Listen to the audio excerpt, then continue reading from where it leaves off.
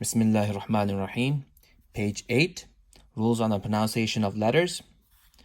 Alif comes from the emptiness of the mouth. What does it mean by emptiness of the mouth? There are three letters of mud which originates from the emptiness of the mouth. And the details of mud, of stretching, we will learn inshallah in the chapter of mud. But for now, there are three letters of mud. One is the alif with the zaba before it. Let me show you an example. See all these letters. Each of them has an alif, an alif with a zabar before it. So that's a letter of mud. So ba, alif, zabar, ba. So when they say emptiness of the mouth, it means that stretching sound. That stretching sound, it comes from the emptiness of the mouth. So ba, alif, zabar, ba. Second example. Second letter of mud, waw sakin with the pesh before it, right? So that stretching sound that originates from the emptiness of the mouth. So hamza waw pesh, oo, ba waw pesh, boo, da waw pesh, tu. Or third example, ya sakin. That's the third letter of mud. Ya sakin with the zer before it. Okay? So that stretching sound originates from the emptiness of the mouth. So hamza ya zer, e, ba ya zer, b, da ya zer, ti. Okay, so alif comes from the emptiness of the mouth. Next letter, ba. Ba is pronounced from the wet portions of the lips. Now there are two parts of the lips: the outer portion, which is the dry portions, and the inner portion, which is the wet portions of the lips. So ba, bu, bi. Next letter, ta, with the tip of the tongue touching the roots of thanaya ulya. Okay? Now, first of all, what is thanaya ulya? Referring back to the previous lesson, see these two teeth? They're thanaya ulya. Okay? So it's saying that ta is pronounced with the tip of the tongue touching the roots of thanaya ulya. So if you look in this diagram, let me zoom in. See these two incisors? The top two, they're the thanaya ulya. So when they say the roots of thanaya ulya, see these roots? Okay. So ta is pronounced from there. So with the tip of the tongue touching the roots of thanaya ulya. Zooming back. So ta, tu, ti. Next letter, tha. Tha, with the tip of the tongue touching the edge of thanaya ulya. So what does it mean by the edge of thanaya ulya? Referring back to the previous lesson. See the thanaya ulya? So it's saying that with the tip of the tongue touching the edge of thanaya ulya, the edges of the top incisor.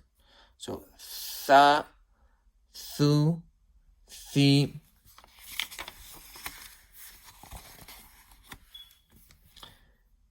Next letter, jim, with the center of the tongue touching the hard palate. So when we say center, meaning behind the tip, the center of the tongue, touching the hard palate, right over here. So ja, ju, ji. So it's not, it has that letter J sound. So it's not ja, but it's ja, ju, ji. Next letter, ha. Ha is pronounced harshly from the center of the throat. So ha, hu, he. And it's not a full mouth letter, it's an empty mouth letter. So it's not ha, but it's ha. Ha, hu, he. Next letter, kha. That's a full mouth letter. So kha, pronounced harshly with a full mouth from that part of the throat nearest to the mouth. So it's from that part of the throat which is nearest to the mouth, and raising the back part of the tongue. So make this is your tongue. So the back portion of your tongue, raising it. So raising the back part of the tongue towards the palate. So kha, khu, khi. Again, kha, khu, khi. Next letter, dal, pronounced softly with the tip of the tongue touching the roots of the Naya Ulia. So this is similar to ta, but what's the difference between the two? So let's zoom in again. So these two are the Thanaya Ulia, and that's the roots, right? So from the roots, ta and dal is pronounced, but what's the difference? When you press the tip of the tongue hard at the roots, then ta is pronounced. But if you press it softly, then dal is pronounced.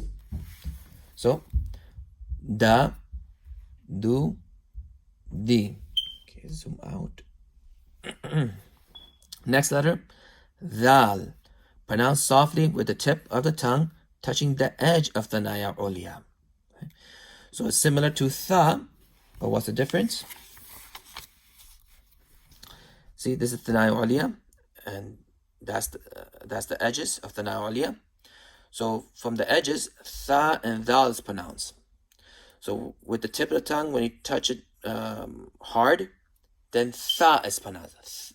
Tha, thu, thi. But if you press it softly and you rub it a little bit, then dal is pronounced. The, so you have to rub it a little bit.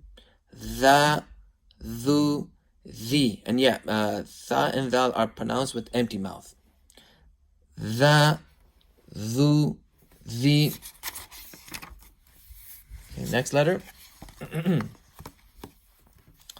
Ra, with the tip of the tongue touching the gums of the Naya Ulia and Rabai Ulia. Note, this letter will be pronounced with a full mouth and at times lightly with an empty mouth. Okay, so that's the Thanaya Ulia, and right beside that is Rabai Ulia.